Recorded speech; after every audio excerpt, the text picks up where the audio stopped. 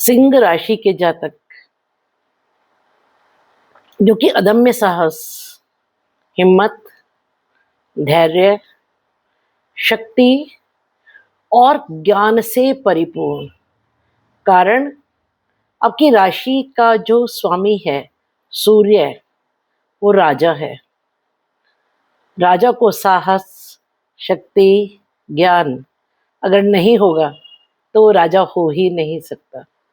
तो जो राजा के गुणों से परिपूर्ण है, राजसी जिनका रहन सहन, खान पान, सोच विचार, ये लोग 100-100 रुपए के 10 कपड़े नहीं खरीदेंगे, जाएंगे बाजार, एक ही कपड़ा खरीदेंगे 1000 रुपए का और फिर उसको बहुत अच्छी तरह रखेंगे और संभालेंगे।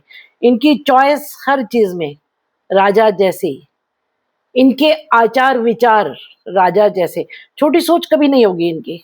ज्ञान अथाह, क्योंकि ज्ञान अगर उतना नहीं होगा तो उसको राजा नहीं बनाया जा सकता। तो जो इन सब गुणों से परिपूर्ण है, जिनका राशि का स्वामी सूर्य है और जो सूर्य के समान है, ऐसे सिंह राशि के जातकों को मेरा प्रणाम है। स्वागत है आपका दीपा ज्योतिष में और स्वागत है मेरे चैनल 21st सेंचुरी मॉम में। अगर आप मेरे चैनल पर नए हैं तो इसको सब्सक्राइब कर दीजिए, वीडियो पसंद आएगा तो लाइक और शेयर कर दीजिएगा। आज बात करेंगे कैसा रहेगा जून का महीना इन सिंह राशि के जातकों के लिए। मेरी एक छोटी सी रिक्वेस्ट है आप लोगों से, आप लोग जो मैं नंबर देती हूँ उस पर कॉल्स करते हैं, उतने सारे कॉल्स अटेंड कर पाना मेरी टीम के लिए संभव नहीं होता है। तो आपसे एक छोटा सा निवेदन, आप उसमें बजाय कॉल करने की अगर हमको मैसेज करेंगे तो हमारे लिए बहुत आसानी होगी और आप विश्वास कीजिए कि आपके हर मैसेज का जवाब आपको ज़रूर मिलेगा और आप मुझ तक पहुंच पाएंगे। जो लोग मैसेज करते हैं वो सब पहुंच पाते हैं, कॉल्स अगर आप करते हैं तो हम रिसीव नहीं कर पाते और आप मुझ तक नहीं पहुंच पाते हैं। सो प्लीज़ मैसेज कीजिए, हम पूरी कोशिश करेंगे कि आपके हर मैसेज का आपको जवाब दिया जाए और मैं आपसे बात कर सकूं।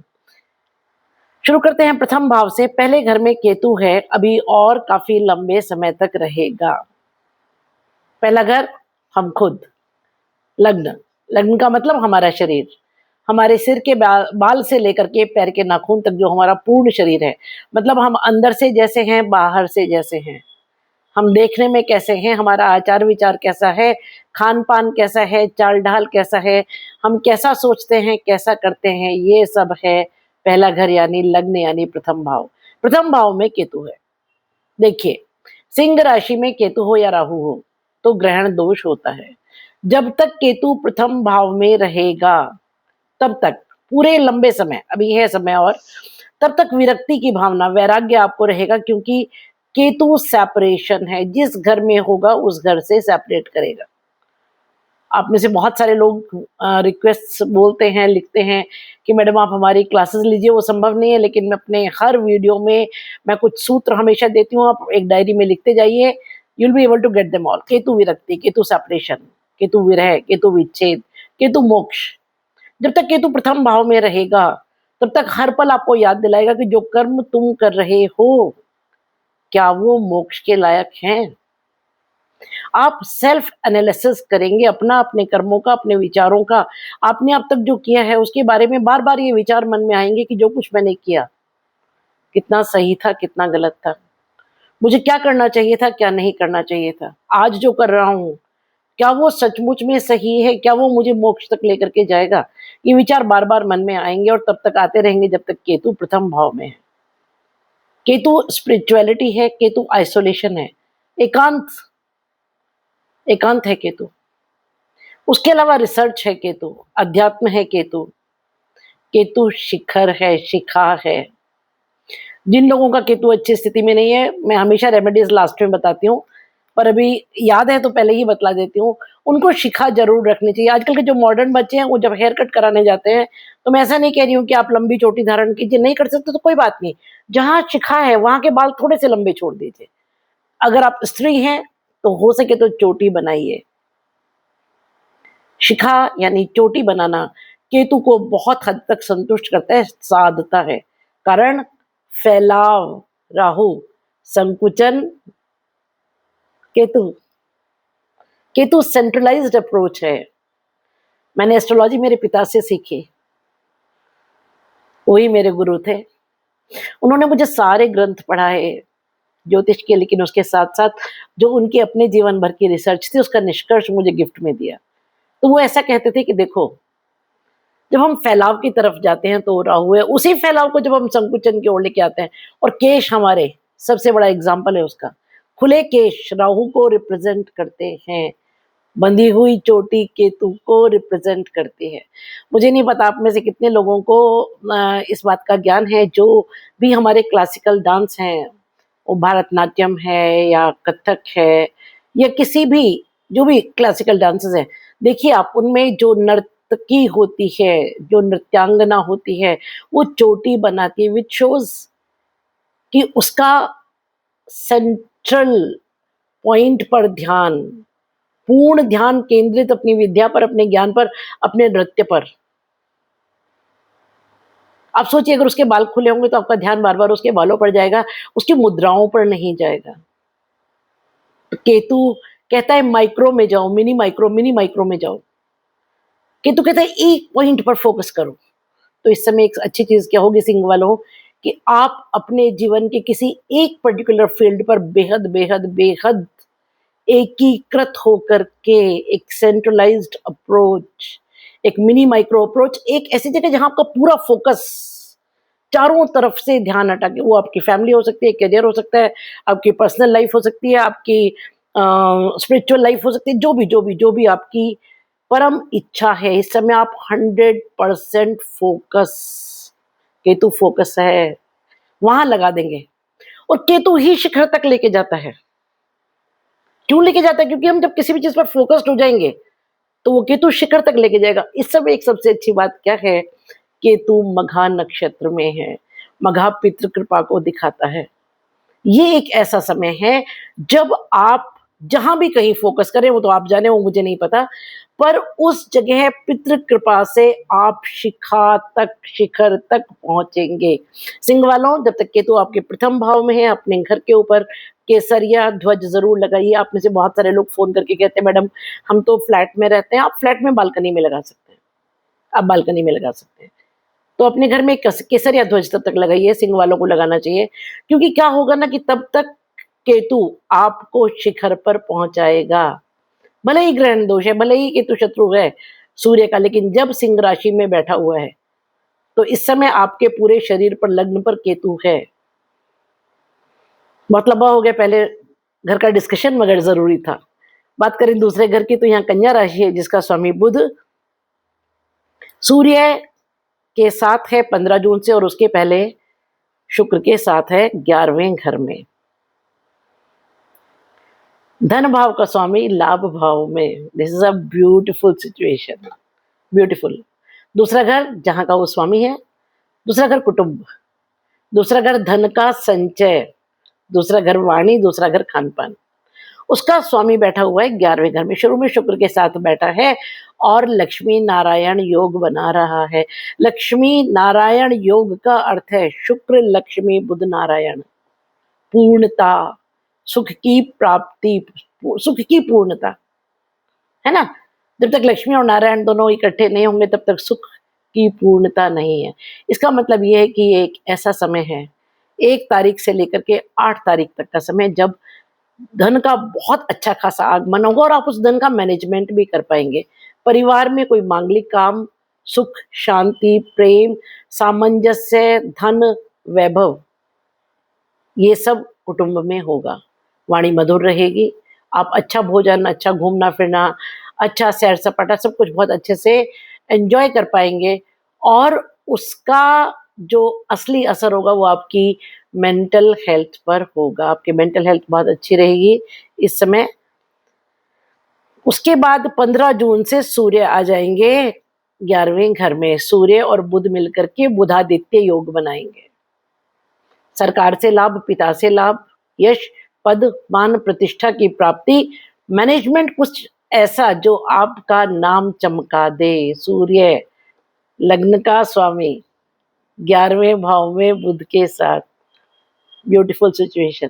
जब सूर्य आपका 10वें भाव में होगा, अभी जब 10वें भाव पर आऊंगी तो उसको डिस्कस करूंगी, वहां भी बहुत अच्छी स्थिति में है। 10वें और 11वें दोनों ही घरों में सूर्य कारक है। इस समय लग्न का स्वामी दोनों जगह बहुत अच्छी स्थिति में, और जैसे कि मैंने बताया लग्न शरीर लग्न हम। देखिए, आप में से बहुत सारे लोग पूछते हैं कि मैडम लग्न से देखें या जन्म राशि से देखें, दोनों ही इंपॉर्टेंट है। उसका कारण है चंद्रमा जहां होगा, चंद्रमा मन का कारक है। चंद्रमा जिस राशि में बैठा होता है, यानी कि मूल जहां जो भी नंबर लिखा है वो आपकी जन्म राशि है। लेकिन ये जो लग्न है ना, शरीर मन भी इसमें, आत्मा भी इसमें, दिमाग भी इसमें, हाथ पैर भी इसमें, ये तो पूर्ण है। इसलिए लग्न भी उतना ही इंपॉर्टेंट है। तो अगर आप सिंह लग्न के हैं तो आप ये फोरकास्ट देख सकते हैं, अगर आपकी राशि सिंह है तो भी आप ये फोरकास्ट देख सकते हैं। तो लग्न का स्वामी शुरू में 10वें भाव में, बाद में 11वें भाव में, दोनों जगह बहुत अच्छी स्थिति में है। सिंह वालों, ये महीना बहुत अच्छा है आपके लिए, बहुत अच्छा। शनि की 7वीं दृष्टि है दूसरे भाव पर, कुटुंब पर, तब जब शनि रेवती में आए हैं। देखिए, 11वां भाव भी आपके बारे में, वो दूसरे घर के बारे में, कुटुंब के बारे में यही बता रहा है, और शनि की दृष्टि भी वही बता रही है। मेरे पिता कहते थे कि किसी घर में किसी ग्रह का प्लेसमेंट, यानी उसका बैठना, कौन सा ग्रह कहाँ बैठा है, जितना इम्पॉर्टेंट वो है उससे 100 गुना इम्पॉर्टेंट उसकी दृष्टियां हैं। वो देख कहाँ रहा है, जहां उसकी दृष्टियां हैं वहां उसके फल 100 गुना होंगे। अब शनि रेवती में है। पिताजी बोलते थे कि जो ग्रह जिस नक्षत्र में बैठता है उसके अनुसार परिणाम देता है। शनि रेवती में है। शनि अंतिम ग्रह, ग्रह श्रृंखला का, मीन राशि मंडल की अंतिम राशि, और रेवती नक्षत्र श्रृंखला का अंतिम नक्षत्र। अंतिम ग्रह, अंतिम राशि, अंतिम नक्षत्र में कहाँ बैठा है? 8वें घर में। 8वां घर पितरों का घर है, आपके फोरफादर्स को दिखाता है। केतु मघा में है, वो भी पितृ कृपा को दिखाता है। इस समय बहुत सारी गर्ल्स जो सिंह राशि की हैं वो कंसीव करेंगी, गर्भ धारण करेंगी। लिखिएगा जरूर, लिखिएगा जरूर। और जिस समय शनि रेवती में 8वें घर में है, मैं खाली सिंह वालों की बात कर रही हूँ, तो क्या होगा? आपका ही कोई पितृ लौट करके आएगा। जो सिंह वाली कन्याएं या स्त्रियां इस समय गर्भ धारण करेंगी, कमेंट जरूर कीजिएगा। आपको उसके सिम्टम्स भी मिलेंगे, उसके इंडिकेशंस भी मिलेंगे, उसके इंट्यूशंस भी मिलेंगे कि कौन आ रहा है। बात करें तीसरे घर की, तो यहाँ तुला राशि है जिसका स्वामी शुक्र 1 तारीख से 8 तारीख तक बुध के साथ है। बहुत अच्छी स्थिति है, लाभ और इच्छा पूर्ति के घर में। बाद में 12वें घर में होगा बृहस्पति के साथ, 2 गुरु एक साथ। ये भी बहुत बहुत बहुत सुंदर और शुभ स्थिति है।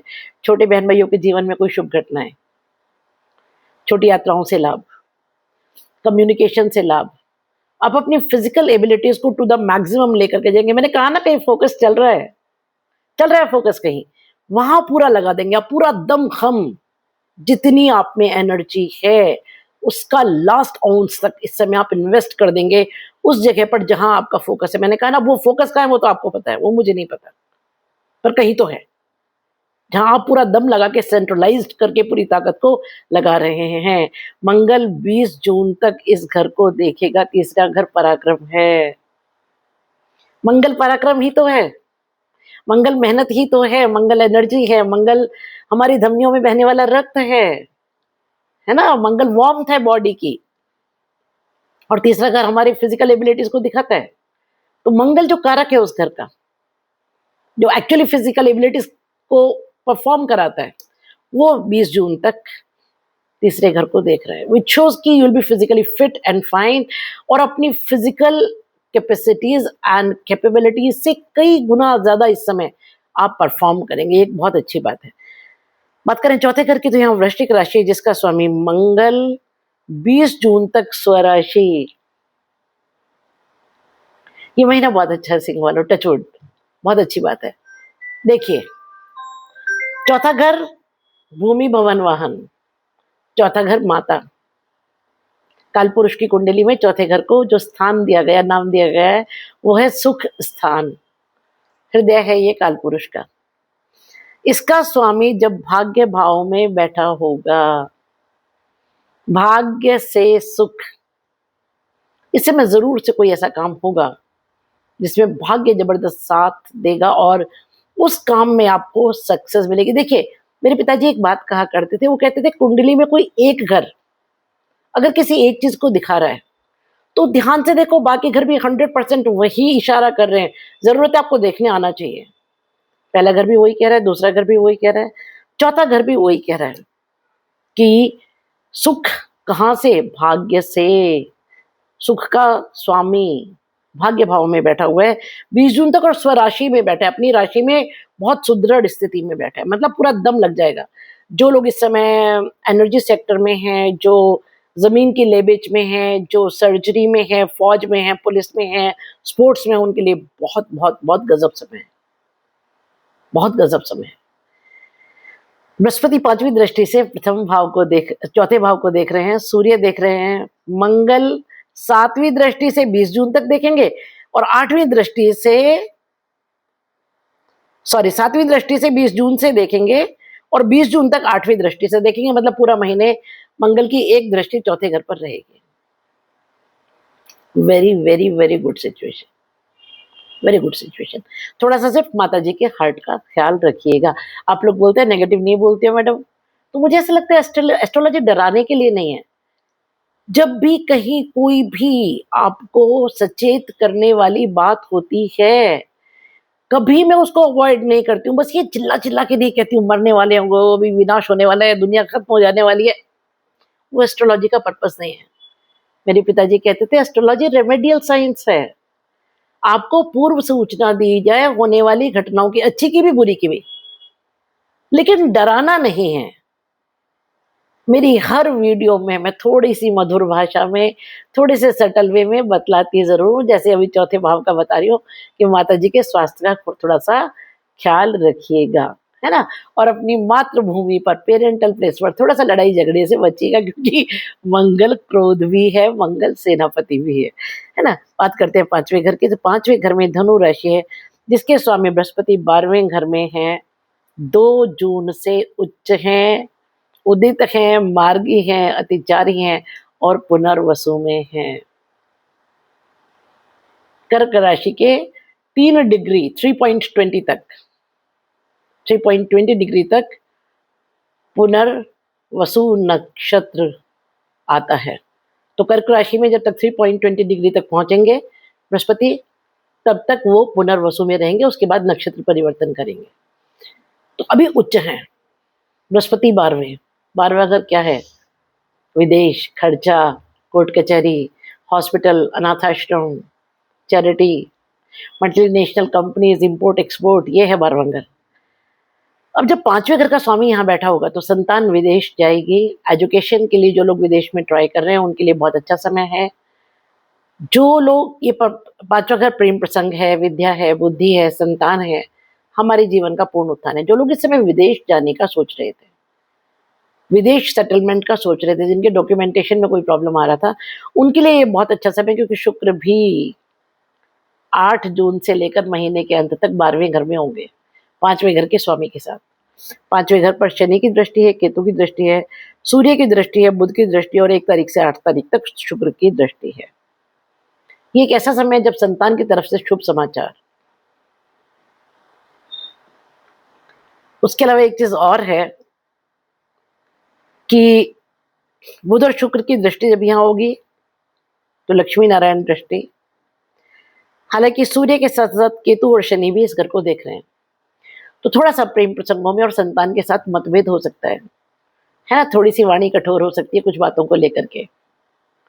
लेकिन अगर आप बुजुर्ग हैं तो एक बात बता रही हूँ कि परिस्थितियों के साथ थोड़ा सा बदल जाना हमारे हित में है।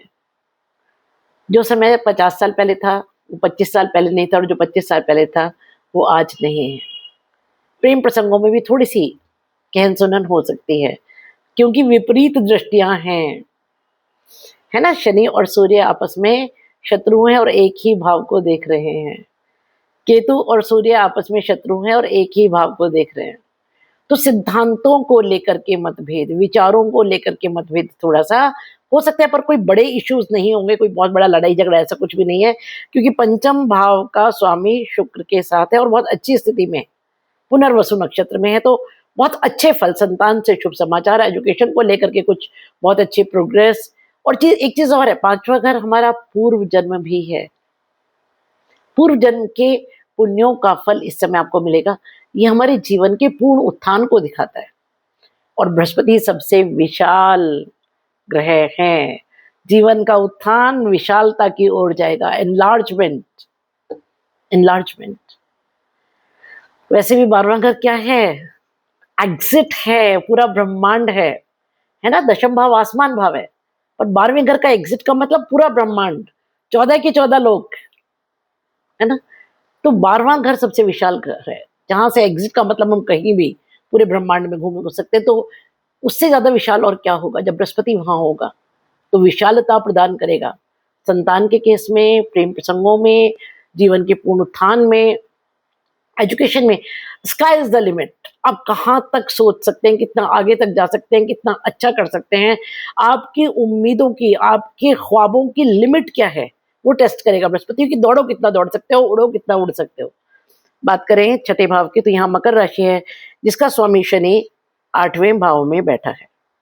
जब छठे घर का स्वामी 8वें घर में बैठा हो, या 8वें घर का स्वामी छठे घर में बैठा हो, उसको हम विपरीत राजयोग कहते हैं। विपरीत राजयोग क्या है वो समझिए। विपरीत राजयोग का अर्थ है, आप चलते चलते किसी गड्ढे में गिर गए, थोड़े हाथ पैर टूटे, लेकिन जब बाहर निकले तो हाथ में हीरों का पोटला था, जो उस गड्ढे में पड़ा था आपको अनायास मिल गया। कुछ बुरा होके अच्छा होना। कोई छोटा सा एक्सीडेंट हुआ, छोटी सी चोट हुई, पता लगा आप किसी बहुत बड़ी प्रॉब्लम से बच गए, या कोई छोटी सी मुश्किल आई और उसने कोई बहुत बड़ा बेनिफिट आपको दे दिया। यह है विपरीत राजयोग। अब छठा घर रोग ऋण और शत्रु है। रोग ऋण और शत्रु का स्वामी जब 8वें घर में बैठा होगा, तो कोई छोटी सी प्रॉब्लम तो जरूर आएगी, मगर वो किसी बहुत बड़े प्रॉब्लम से या तो बचाएगी या कोई बहुत बड़ा लाभ देगी। वैसे भी यहाँ पर बृहस्पति और शुक्र दोनों गुरु छठे घर को देख रहे हैं, जो किसी बहुत बड़े लाभ की ओर इशारा कर रहा है। छठा घर नौकरी है। हो सकता है आपको किसी नौकरी से निकाल दिया जाए, आपको लगा आप कहाँ जाएंगे, क्या होगा, और पता लगा तुरंत कहीं उससे भी बेटर अपॉर्चुनिटी आ गई। सेवा का भाव है ये।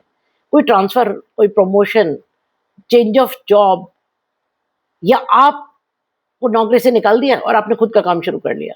कुछ ऐसा जो बुरा होकर के कुछ बहुत अच्छा होने की पॉसिबिलिटी है। बात करें 7वें घर की, तो यहाँ राहु शतभिषा में है और 2 अगस्त तक रहेगा। अभी लगभग 2.5 महीना और है ना। जब मैं वीडियो बना रही हूँ जिस दिन, तब से लगभग 2.5 महीना। अपनी खुद की राशि में बैठा हुआ है 7वें घर में राहु। 7वें घर हमारा वैवाहिक जीवन है, बिजनेस है, बिजनेस पार्टनरशिप है। 7वें घर में राहु का होना, राहु छल, राहु कपट, राहु अमर्यादित सोच, राहु असीम इच्छाएं, राहु सब कुछ पा लेने की इच्छा, मगर फिर भी संतुष्ट नहीं। तो वैवाहिक जीवन में संतुष्टि नहीं होगी तब तक जब तक राहु इस घर में रहेगा। I am being very honest, brutally honest. आप कितनी भी कोशिश कर लीजिए, आपका पार्टनर कितनी भी कोशिश कर ले, एक असंतोष की भावना रहेगी जब तक राहु यहाँ रहेगा। दुर्गा पूजा जरूर कीजिए। राहु का सबसे बड़ा इलाज है दुर्गा पूजा। किसी भी रूप में करें, विशेष रूप से सरस्वती पूजा राहु के लिए एक बहुत अच्छा साधन है राहु को साधने का। ये बिजनेस का घर है, बिजनेस पार्टनरशिप का घर है, तो अचीवमेंट्स तो बहुत होंगे। मैरिड लाइफ में बहुत बड़े अचीवमेंट्स होंगे, आपके लाइफ पार्टनर को बहुत बड़े अचीवमेंट्स मिलेंगे, आप खुद बहुत बड़े बड़े अचीवमेंट लाइफ पार्टनर के साथ मिलके कर लेंगे, बिजनेस पार्टनर के साथ मिलके कर लेंगे, बिजनेस में कर लेंगे। लेकिन जैसा मैंने कहा ना, संतोष नहीं, खुशी नहीं, सेटिस्फेक्शन नहीं। I am sorry, I am being honest. शायद आपको बुरा लगे, लेकिन जहां कड़वा बोलने की जरूरत होती है मैं बोलती हूँ, क्योंकि वो ही एस्ट्रोलॉजी है। आपको जानना चाहिए। हो सकता है आप बहुत कोशिश कर रहे हो अपने मैरिड लाइफ में और आपको लग रहा हो इतनी मेहनत की, क्या हुआ, क्या मिला, कुछ भी नहीं मिला। डोंट वरी, राहु का यहाँ से जाने का इंतजार कीजिए। जब तक राहु यहाँ रहेगा सिर्फ तब तक ये स्थिति है। तो ये बहुत टेम्परेरी सिचुएशन है, इससे परेशान होने की या घबराने की जरूरत नहीं है। राहु यहाँ हमेशा के लिए नहीं रहेगा, कुछ महीनों बाद राहु यहाँ से चला जाएगा। बात करें आपके 8वें घर की, तो शनि यहाँ रेवती नक्षत्र में 9 अक्टूबर तक रहेंगे। बहुत लंबा समय है जी, रेवती में 9 अक्टूबर तक। शनि तो यहाँ और भी लंबा रहेंगे अभी। लेकिन रेवती नक्षत्र में 9 अक्टूबर तक है। रेवती, जैसा कि मैंने कहा, नक्षत्र श्रृंखला का अंतिम नक्षत्र। अब रेवती दिखाता क्या है? रेवती सेलिब्रेशन को दिखाता है, रेवती शुभ समापन को दिखाता है, कंप्लीशन ऑफ एनीथिंग। आठवां घर रिसर्च, आठवां घर वसीयत, आठवां घर ऐसा धन जो हमने कमाया नहीं है, आठवां घर अबूझा ज्ञान, आठवां घर ससुराल, ससुराल में कोई सेलिब्रेशन, जीवन में कुछ ऐसा आएगा। पाताल है आठवां घर, अनएक्सपेक्टेड ट्रांसफॉर्मेशन है आठवां घर, कोई ऐसा ट्रांसफॉर्मेशन, कुछ ऐसा अनएक्सपेक्टेड जो जीवन में सेलिब्रेशन को लेकर के आएगा, क्योंकि रेवती सेलिब्रेशन, खुशी, एंजॉयमेंट, शुभ समाप्ति, शुभ समापन को दिखाता है। और यहाँ बृहस्पति की नवम दृष्टि जो अमृत दृष्टि है, तो अगेन इट शोइंग कि मैंने कहा ना कि जो लोग सिंह वाली जो लड़कियां हैं, जो स्त्रियां हैं, या तो वो गर्भ धारण करेंगी, या अगर आप सिंह राशि के पुरुष हैं तो आपकी पत्नी या आपके घर में कोई गर्भ धारण करेगी स्त्री, क्योंकि आठवां घर पितृ है। मेरे पिताजी कहते थे कि देखो, इसको इस तरह समझो कि डीएनए है आठवां घर जल है। ये वो जल है जो माँ के गर्भ में 9 महीने तक बच्चा जिस जल में रहता है, वो आठवां घर है। तो उस दृष्टि से भी अगर देखें तो ये किसी के अवतरण को, किसी और आठवां घर पितृ है, किसी पितृ के अवतरण को वो कहते थे देखो, इसको इस तरह समझो कि आठवां घर पितृ और ये जल माँ के गर्भ का जल। तो डीएनए में कौन आता है? आपके फोरफादर से तो आते हैं, आपके पेरेंट्स यानी आपकी माता की तरफ से या पिता की तरफ से जो डीएनए आता है वही तो माता के गर्भ में आएगा। आपकी संतान, उनकी संतान, उनकी संतान डीएनए से ही तो आ रही है। My father used to say astrology is astrophysics studied with the help of mathematical formulas. हम सभी एस्ट्रोलॉजर सिर्फ मैथमेटिशियंस हैं और कुछ नहीं है। एस्ट्रोफिजिक्स के जो रूल्स हैं, जो उनकी डिटेल्स हैं, हम सिर्फ उनको स्टडी करके उन फॉर्मूलाज को क्रैक करते हैं और आपको बताते हैं। बात करें नवम भाव की, तो यहाँ मंगल अपनी ही राशि में 20 जून तक बैठा है और केतु की 9th दृष्टि, नवम एस्पेक्ट, कुजवत केतु ऐसा कहा गया है केतु के बारे में। तो मंगल के साथ जब केतु होगा या मंगल पर जब केतु की दृष्टि होगी, तो मंगल अग्नि और केतु एम्पलीफायर है ना। जब मंगल अपनी ही राशि में है, भाग्य भाव में बैठा है, तो क्या होगा? भाग्य को बहुत पुश, ऐसा समझ लीजिए आप कि एक रॉकेट को जब हमें एक्स्ट्रा पुश, एक्स्ट्रा थ्रस्ट देना होता है, उसके लिए जो एक्स्ट्रा फायर, एक्स्ट्रा एनर्जी हम यूज करते हैं, इस समय मंगल के लिए केतु वो काम करेगा। तो आपके भाग्य को जो एक्स्ट्रा एनर्जी चाहिए ना, वो केतु देगा। इस समय पितृ कृपा से केतु मघा में है। यूल बी सरप्राइज्ड कि ये सब इतना अच्छा कैसे हो गया, क्योंकि आप थक चुके थे, हार चुके थे कोशिश करके उस चीज के लिए जिस पर आप बहुत समय से लगे हुए हैं और रिजल्ट्स मिल नहीं रहे हैं। अब मिलेंगे, अचानक मिलेंगे, और इतने अद्भुत और अद्वितीय मिलेंगे कि आप विश्वास नहीं कर पाएंगे कि ये एक्स्ट्रा एनर्जी, एक्स्ट्रा थ्रस्ट लगा तो लगा कहाँ से? वो लगा पितृ कृपा से, वो लगा भाग्य भाव से, वो मंगल को केतु ने थ्रस्ट दिया। बात करें दशम भाव की, तो यहाँ सूर्य 15 जून तक है और मंगल 20 जून से माह के अंत तक है। पहले एक अग्निग्रह, बाद में दूसरा अग्निग्रह। यहाँ सूर्य भी कारक और मंगल भी कारक। मंगल जब यहाँ रहते हैं तो कुल दीपक योग बनाते हैं। सूर्य कारक हैं दशम भाव में। क्यों? क्योंकि दशम भाव सरकार, दशम भाव आसमान, दशम भाव गवर्नमेंट, पिताजी, बॉस, और सूर्य इन सबके कारक है। तो 15 जून तक सूर्य से लाभ, यानी सरकार से लाभ, यानी पिताजी से लाभ, यानी बॉस से लाभ, वर्क प्लेस पर कोई बहुत बड़ा अचीवमेंट। और 20 जून से माह के अंत तक जब मंगल यहाँ रहेंगे, again same thing, work place पर कुछ बहुत अच्छा। शनि की तीसरी दृष्टि है यहाँ पर। शनि की तीसरी दृष्टि थोड़ी सी कठोर होती है ना। आप बोलते हैं मैडम खराब बातें तो बताती नहीं हो। बताती हूँ। शनि की तीसरी दृष्टि कठोर, तो जो मिलेगा ना वर्क प्लेस पर, वो थोड़े ऑब्स्टिकल्स के बाद मिलेगा, थोड़ा रुक रुक के मिलेगा, थोड़ा थका के मिलेगा, क्योंकि शनि की तीसरी दृष्टि एकदम सिंगल शॉट में कुछ नहीं होने देगी भाई। वो तो एक बार तो हर्डल डालेगी ही डालेगी, लेकिन उस हर्डल से परेशान नहीं होना कि अरे ये तो काम हो ही नहीं रहा होगा। शनि की तीसरी दृष्टि है इसलिए हर्डल है, लेकिन वो पूर्ण जरूर होगा, क्योंकि सूर्य जब 15 जून तक है तब भी, और बाद में 20 जून से माह के अंत तक जब मंगल है तब भी कर्म स्थान पर बहुत बड़ा लाभ, कोई new job, promotion, transfer, whatever you want at your work place. बात करें 11वें भाव की, तो 15 जून से सूर्य यहाँ आ जाएंगे, कारक है मिथुन राशि है, बुध के घर में, राजकुमार के घर में राजा, बेटे के घर में पिता समझ लो। प्राउड फील करता है ना, राजकुमार के घर में राजा। बुध वहां पहले से है, राजकुमार वहां पहले से है। बुध आदित्य योग आपके 11वें घर में 15 जून से बनेगा। महीने के शुरू में 1 तारीख से 8 तारीख तक शुक्र और बुध मिलकर के वहां पर लक्ष्मी नारायण योग बनाएंगे। विशेष लाभ, विशेष इच्छा पूर्ति। ये महीना बहुत बहुत बहुत बहुत अच्छा है। कुछ ऐसा प्राप्त होगा जो बहुत समय से आप चाहते थे, सोच रहे थे, कोशिश कर रहे थे, मेहनत कर रहे थे, हो नहीं रहा था। Something great, grand, miraculous. बात करें 12वें घर की तो यहाँ पर बृहस्पति 2 जून से उच्च, उदित, मार्गी और अतिचारी, और शुक्र 8 जून से लेकर के महीने के अंत तक यहाँ रहेंगे। 2 गुरु एक साथ 12वें घर में, विदेश से लाभ, मल्टीनेशनल कंपनीज से लाभ, कोर्ट कचहरी से लाभ, उसके अलावा चैरिटी से लाभ, अगर आप इंपोर्ट या एक्सपोर्ट से रिलेटेड कुछ काम करते हैं उससे लाभ, साथ साथ खर्चा भी होगा। लेकिन जो खर्चा होगा ना, ये आपके जीवन में सुख, शांति और प्रेम लाएगा। कुछ खर्चे ऐसे होते हैं जो कि हमें आत्मिक शांति देते हैं, विशेष रूप से शुक्र जो खर्चा कराता है ना। शुक्र वैभव है, धन है, लक्ष्मी है, मटीरियलिस्टिक गेन्स है, अच्छे कपड़े, अच्छे गहने, अच्छा फर्नीचर, अच्छी गाड़ी, अच्छा बंगला, इन पर जब आप खर्च करेंगे, पैसा तो खर्च होगा लेकिन उसके बदले में जो मिलेगा सुकून, शांति, प्रेम, सुख, वो आपको प्राप्त होगा। ये है मेरी प्रेडिक्शन इस महीने के बारे में। कुछ रेमेडीज मैं आपको बताती हूँ। देखिए, राहु के लिए दुर्गा पूजा जरूर जरूर जरूर कीजिए, क्योंकि वैवाहिक जीवन में थोड़ी सी प्रॉब्लम तब तक रहेंगी जब तक राहु यहाँ रहेगा। बिजनेस में, बिजनेस पार्टनरशिप में थोड़ी सी मन को उचाट, थोड़ी अशांति, थोड़ा असंतुष्टि की भावना राहु देगा। उसके लिए दुर्गा पूजा कीजिए, कपूर जलाइए या घर में कपूर खुला रखिए, पूजा वाला जो कपूर होता है। केतु के लिए मैंने कहा है आप केसरिया ध्वज लगाइए, घर सिर पर शिखा रखिए और चींटियों को आटा और थोड़ी चीनी मिला करके खिलाइए।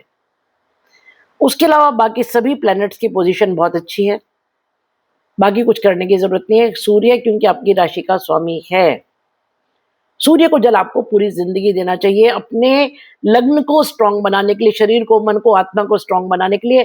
सूर्य तो वैसे भी आत्मा का कारक है। ये 3 चीज अगर आप कर लेते तो it's more more more than enough. ये 3 चीजें कीजिए और आपको बहुत अच्छे रिजल्ट्स मिलेंगे। एक छोटी सी रिक्वेस्ट है, मैं बहुत रिसर्च करके वीडियोस बनाती हूँ। आपको मेरा वीडियो जैसा भी लगा, अच्छा लगा, बुरा लगा, सही लगा, गलत लगा, पूर्ण ज्ञाता तो मैं हूं नहीं, क्योंकि मेरे पिताजी कहते थे जिस दिन तुमने खुद को पूर्ण ज्ञाता मान लिया, समझ लो उसी दिन से एस्ट्रोलॉजी तुम्हारे पास से जानी शुरू हो जाएगी। कारण ज्योतिष एक विशाल समुद्र है। पूरे ज्योतिष को पूरी तरह जानने के लिए 1 जन्म तो क्या, 10 जन्म भी कम है। मैंने तो बचपन से एस्ट्रोलॉजी सीखी है, एकदम बचपन से। 10 साल की उम्र में तो मैंने हॉरोस्कोप रीडिंग सीख ली थी। उसके बावजूद आज भी मैं पढ़ती हूँ, आज भी रिसर्च करती हूँ, आज भी जो हॉरोस्कोप देखती हूँ तो हर हॉरोस्कोप मेरे लिए एक नया रिसर्च पेपर होती है। कारण आज भी बाकी सब एस्ट्रोलॉजर्स भी मेरी तरह आज भी पढ़ते होंगे, क्योंकि ये विषय इतना गहन, इतना गहन, इतना गहन है कि पूर्ण ज्ञाता तो कम से कम मैं तो कभी नहीं हो सकती। मैं ये शब्द कभी अपने मुंह से नहीं कह सकती। तो जितना अल्प ज्ञान मुझे है उसके अनुसार जो कैलकुलेशंस मैं कर पाती हूँ, जितना जान पाती हूँ, जितना समझ पाती हूँ, वो आप तक भेज देती हूँ, आपको बतला देती हूँ। कितना सही कितना गलत इसका निर्णय तो आप लोग ही कर सकते हैं। तो जैसा भी लगा, जो भी लगा, बताइए जरूर, राइट अ कमेंट। हमें वीडियो बनाने में, उसे शूट करने में, पोस्ट करने में बहुत सारा समय लगता है। आपको एक कमेंट में सिर्फ 1 मिनट लगता है। आपका हर कमेंट मुझे ये जानने में मदद करता है कि मेरी कैलकुलेशंस कितनी सही थी, कितनी गलत थी, और अगला वीडियो बनाने में मुझे उससे मदद मिलती है। So please right. अगर वीडियो पसंद आए तो लाइक, शेयर और सब्सक्राइब जरूर कर दीजिए। Stay happy, stay blessed.